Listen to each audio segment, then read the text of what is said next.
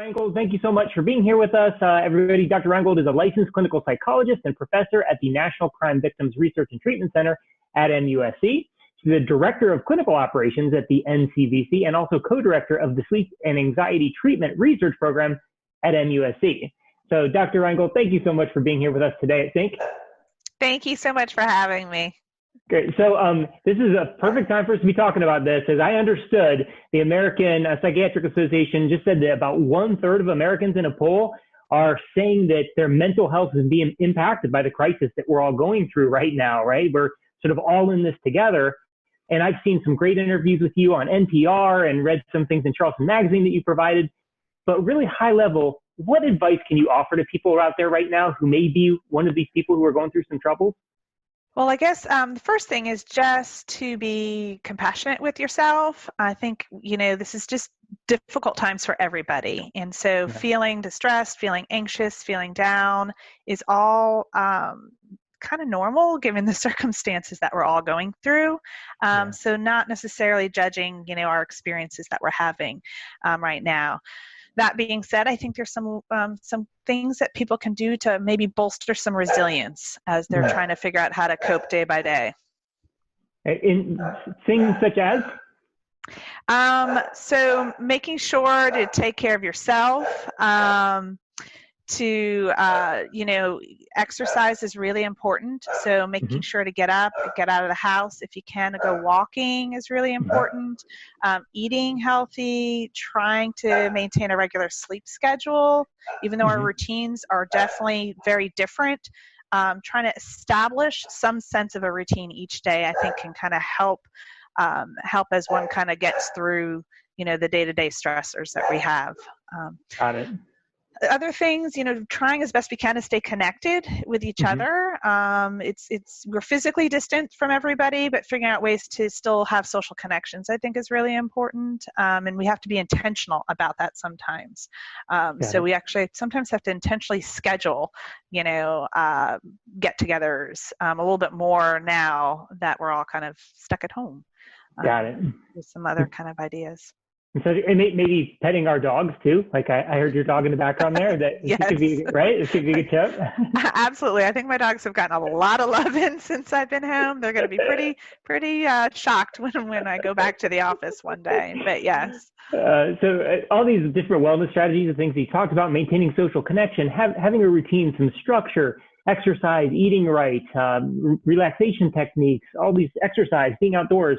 All these things that you recommend are things that Synchronicity is really about. We try to help people bring these things into their lives, not just during, a crisis situation or a real challenge, but always because of how it promotes resiliency in our everyday lives. So, is it fair to assume from the professional here that these are evidence-based strategies we can be using throughout our entire lives, not just right now?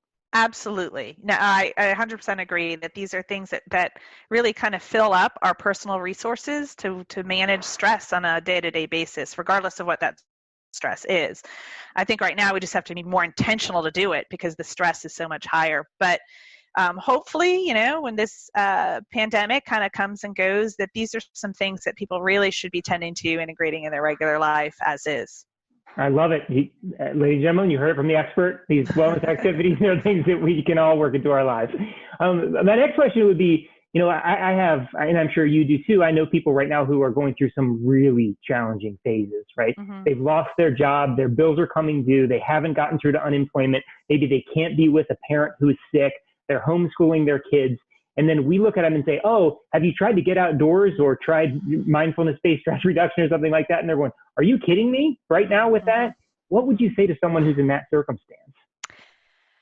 Well, I think, for some people, this is a really, really stressful time. And we just have to focus on things that we, have control over and be able to recognize the things right now we don't have control over. And, I usually encourage people to just take it one day at a time, not think about what's going to happen in 2 weeks, 4 weeks, 3 months from now, but try as best you can to kind of one day at a time, small things. Even if you can kind of get out for 5 minutes, sometimes that can kind of kind of clear the air just a little bit in your brain to be able to focus on the significant, stressors that you have in front of you. And so those small breaks sometimes are even more crucial now to better be able to tend to kind of the serious stuff that's going on. Got it. So even thinking small right now in the moment, rather than letting our minds go a week, a month, a year down the line. Yes. Yeah. Brilliant.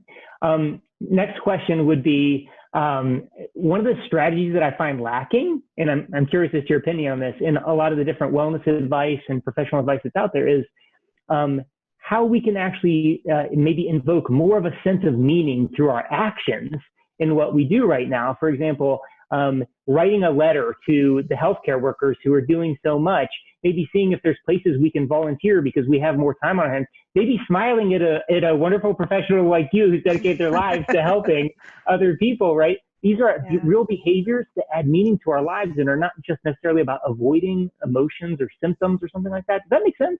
Absolutely. No, and I think right now we have to be intentional on figuring out, what gives us purpose and meaning, and what we can do to kind of focus on that. I think that helps. It helps each day when we're focusing on things that are meaningful for us, right? I think that it's a little bit more of a fulfilling feeling and sensation, a little bit. So, definitely I think it can be around focused on what I can do to take part to participate in inspiring hope and joy throughout this pandemic, like, writing a message to a healthcare worker, or in my neighborhood, a lot of folks had their kids write little sayings and putting it in a little poster in their front yard as a way to kind of give back to the community and help them kind of feel like they have a sense of purpose during this process. It could be that, or it doesn't have to be related to the pandemic. It could just be, what do I want to do to feel connected to other people around me? What's important to me? What gives me meaning? Maybe it's, maybe it's fostering kind of my love for art, so I'm going to more, and that gives me a little sense of meaning because it's fulfilling that aspect that I enjoy doing. So it doesn't have to necessarily be related to the pandemic, but it very well could be. But trying to find things, yes, that gives us a sense of meaning, purpose, that relates to our own individual values. Right. I love it. And I can tell you what gives me a great deep sense of meaning and purpose is to be connecting with people like you, who I know can make such a difference in so many people's lives and do every day. And so I want to thank you for being here with us at Sync and for everything that you do during this and in our community every day. So thank you.